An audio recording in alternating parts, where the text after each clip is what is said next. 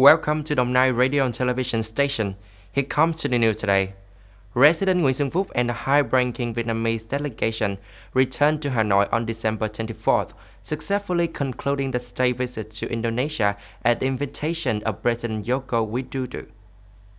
In less than 2 working days of the visit, the resident had nearly 15 activities in which they held talks with the resident Joko Widodo, meeting with the resident of the National Assembly and the residents of both houses of Indonesia, attended a state banquet hosted by the resident of Indonesia, meeting with the Vietnamese community in Indonesia, visited ASEAN Secretariat and met with the Secretary General of ASEAN.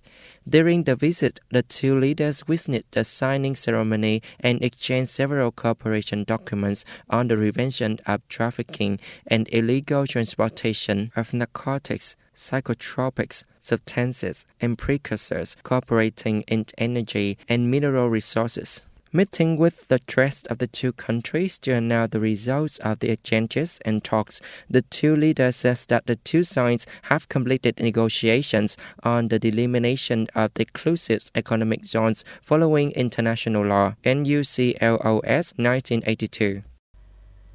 Next is the information on the field of agriculture. Vietnam export prices have continued to rise sharply in recent days, especially in the face of great demand from the markets at the end of the year. Vietnamese enterprises are full of orders. It is forecasted that the price exports for the whole year may reach more than 7 million tons, with a record value of nearly 4 billion USD.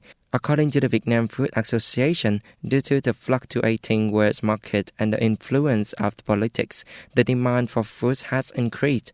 Therefore, Vietnamese price exports to other countries will stay at the high level, even higher than in years.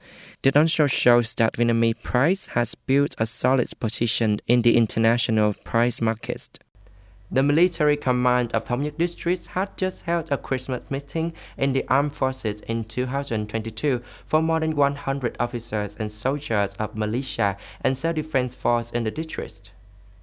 In a joyful and warm atmosphere, officers, soldiers, and priests exchanged thoughts and feelings with the motto, "Respect God, patriotic, live with the gospel in the heart of the nation." At the meeting, the leaders of the military command at Thống Nhất District mastered several combat readiness talks during Christmas 2022. At the same time, he also recognized and appreciated the positive contributions of religious dignitaries, young religious believers in the armed forces, and parishioners in maintaining order and security, local economic development.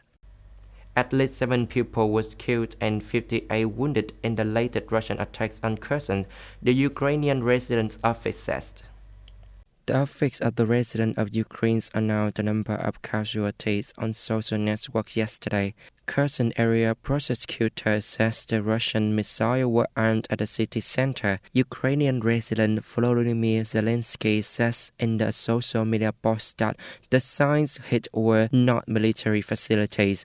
Earlier, the office of the resident of Russia ruled out the possibility of ceasefire over Christmas and New Year. Some analysts warn Russia could carry out large-scale attacks in February or early next year. The Wall Street Journal quoted Ukrainian and European diplomats as noting that Ukraine would considering presenting a peace plan on February 24th, 1 year since the war broke out. Clashes between protesters and police broke down in Paris, France, after a shooting left 3 people dead and 3 injured. A gunman opened fire on Kurdish Cultural Center, a restaurant and a hair salon in the central Paris. Prosecutor says the suspects were recently released from prison for assaulting migrants. Investigators are looking into the suspects' racist motives. The Kurdish community in Paris was shocked. They said they were recently alerted by police about threats to the Kurds. They protested, demanding justice after the shooting. The protest led to clashes when many extremists set fire to them, forcing the police to use tear gas to respond. This is the end of our news today. Thanks for watching. Have a good time. Goodbye.